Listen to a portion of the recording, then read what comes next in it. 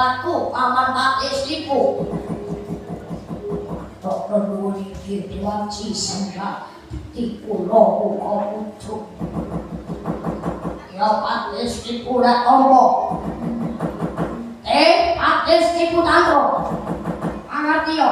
Ingsun rika lomba niki gandrung-gandrung kapinangu lawan widodari kayangan kang aran Batari kakar wayang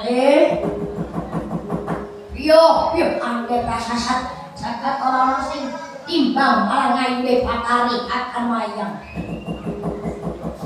Aduh waji mbok cumelo atur disambut angin Pak kok gandrung karya Batari kakar wayang.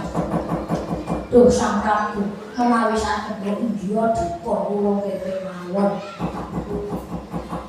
Kang kok wis nek kira-kira aku Gusti dhewe kuwi wis jelek nyawang gumenane jagat kuwi ya wis ora ora kuwi to lho awake dhewe iki ning kene iki dibayar. Bayar lho. Nah, nasib kene iki pirang dina ngrungokke dene ora ambok wis ben. Anggere iki mengko aku Gusti dhewe kuwi dibajut dening Jawata. Sesuk njur golek juragan liyane sing kira-kira bayarane luwih gedhe. Oke, siap. Oh, ora ikut pakai ibu. Wong iki malah pindahe kacek diwaji. Aja wedi kamela. Jeneng sesuk utus muka arek kayangan cokrim sarupo. Boyongan kakang wayang minangka jatuh namaku.